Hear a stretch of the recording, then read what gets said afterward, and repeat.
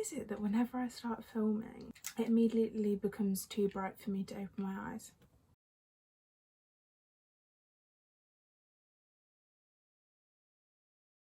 Hello everyone, welcome back to my channel. You've made it to, I don't even know what video this is gonna be. I've got so many videos filmed that need editing, mainly vlogs. I want my channel to be like one sit down video, one vlog, and that kind of combination. So who knows whether I'll keep that up. We shall see. Before we begin today's video, I just wanted to show you these Disney ears. I'm going to Disney World in Florida so soon, in like 2 weeks. Probably less than 2 weeks by the time this video goes live. And look at these! It's the 50th anniversary, and I don't know if you can see, but there's like the castle and the 50th anniversary sign pretty much up until the moment that I arrive in Disney World. And even then, like, okay, I'll reframe.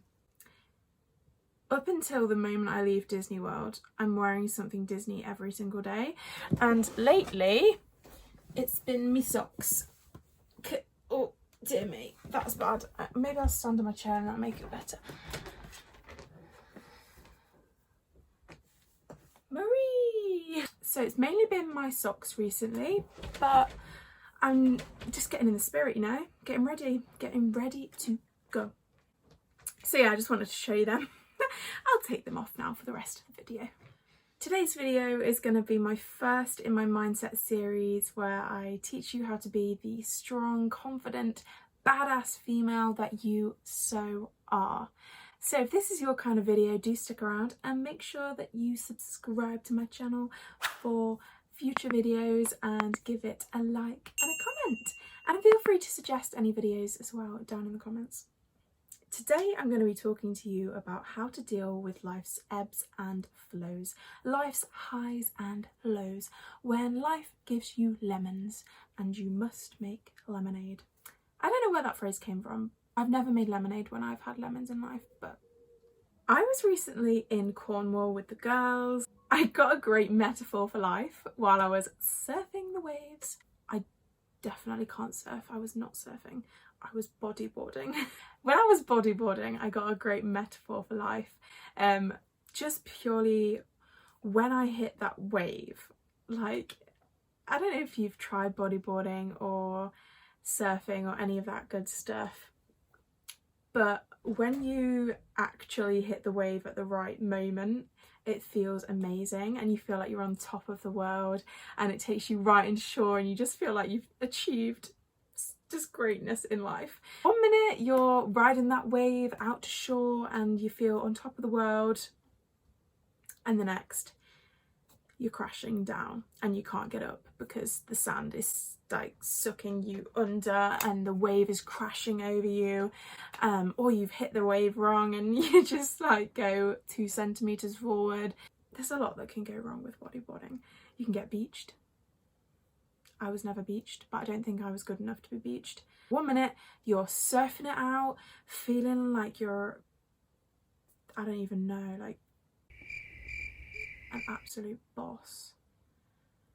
Yeah, and then the next you're crashing down with the waves sort of engulfing you and you feel like you're going to be dragged under. I could actually count on probably one hand how many times I actually caught the wave. Apparently I was a good beginner, but it felt really good when you actually hit it, but it didn't happen very often, and that just kind of gave me a metaphor for life. Like, it's not all the time that you're going to do something perfectly. It's not all the time that things are going to go your way. It's not all the time that you're going to get good grades and you're going to get a good job straight away. Things take time, and you try and you try and you try once more, and eventually good things happen. But those failures and those rejections teach you stuff along the way, and that's something that we're always going to have to deal with. we can't expect to get things perfect every single time. There's always going to be something that doesn't go quite to plan. There's always going to be near misses, near perfections, and, you know, half rights, little steps, baby steps. But we learn from every single wave of life, and if nothing ever went wrong in your life, then it would be pretty boring and you would have nothing really to look back on and think, oh, well, that's why that happened, or that I learnt that from that, you know? So that's my metaphor. The waves, you don't catch them all, and you learn from every failure and every rejection. And I truly, truly believe that you might not know you don't know what the purpose of that lesson was at the time, but believe me, it will all make sense in the end. But why am I making this video today? Well, I just wanted to give anyone that might need it a tip or a helping hand, just to help you deal with life's ebbs and flows, because it's not easy. It's so easy to just sit here and talk to you about it and tell you that it's going to be tough sometimes. But how do we deal with those tough times, and how do we deal with the fact that you're not always going to be happy and you're not always going to have success? I'll give you 3 top tips, and if any of them help you, then that, even if it just helps one person, then that will make my day. Number 1, really feel each emotion as it comes. If you feel really sad, sit with it. If you feel really happy, ecstatic, sit with it. The worst thing that we can do is to not take a moment to really appreciate that emotion, to write it out. I love journaling, and I always will. Maybe I'll do a video on my journaling routine at some point.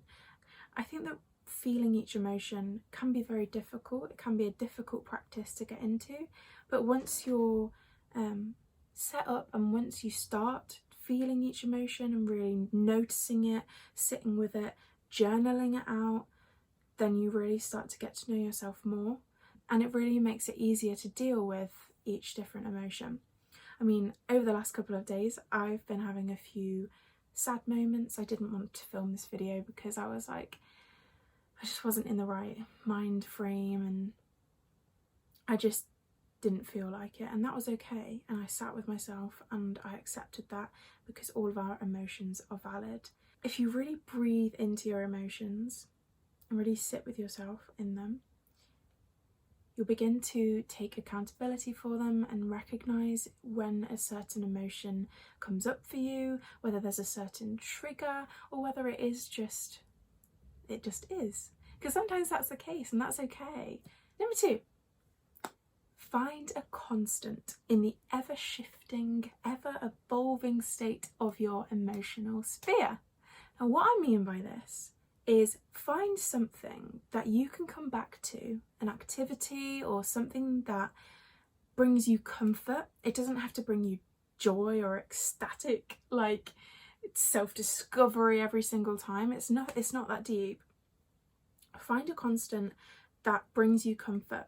It could be going for a specific walk, going and breathing in the fresh air.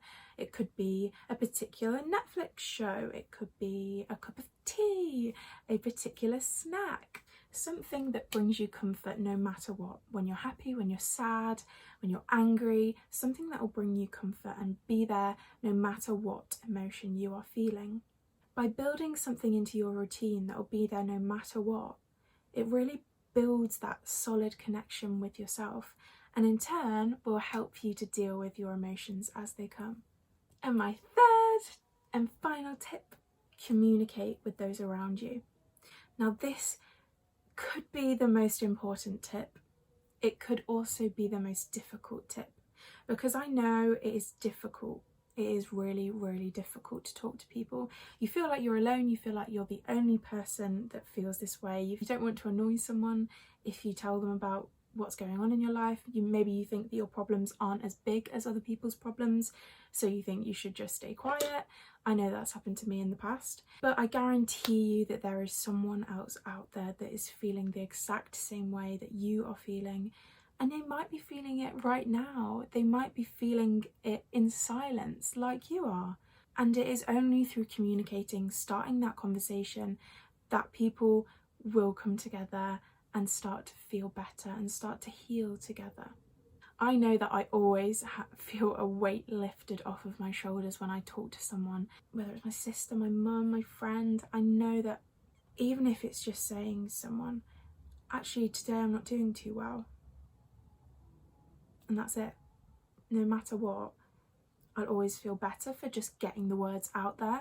And I think that sometimes that's why I like journaling as well, because it doesn't require me to spill my inner thoughts and feelings to another person, but I get them out there onto the page. So even if you're feeling amazing at the moment, open the floor for conversations with family and friends, because by opening the floor for them to talk when they're feeling down, that means that they will know that you are there for them and that they should also be there for you. And if anything, it will make them feel amazing, because how good does it feel when someone confides in you? I think it feels amazing when someone trusts you enough to confide in you. I feel amazing when someone confides in me, because it means that they trust me enough to give over their deepest emotion and to be vulnerable with me, which is never easy, and I really appreciate that. So be kind to people when they do open up to you. Okay, I think that is everything that I wanted to say. So number one, feel your emotions and accept them and know that they are completely valid. Number two, find a constant. Find an activity that you can always go back to. Don't link this activity with a person, because as sad as it is, we can't always rely on other people. And number three, communicate with those around you. I know that it's difficult, so starting small by just asking how someone is, saying that you're not feeling amazing today, opening that floor is always a positive, and I'm so proud of you. Thank you so much for making it to the end. I really hope that something in those 3 small tips can help you out. If you did find today's video very helpful, or if you took anything from it, please do leave me a comment down below and give me a like, and subscribe if you want to come back for more of me. This is my first mindset video. I'm sorry if it was all over the place and if it didn't make any sense.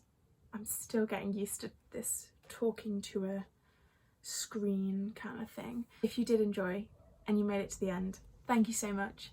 And just remember that you are the author of your own story, and your life begins when you decide to pick up the pen. Have a lovely day. That sun is bright, isn't it?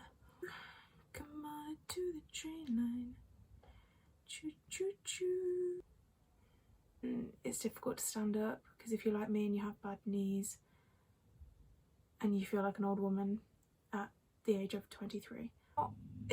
All of them aren't gonna be. I just put my phone on do not disturb because of getting way off.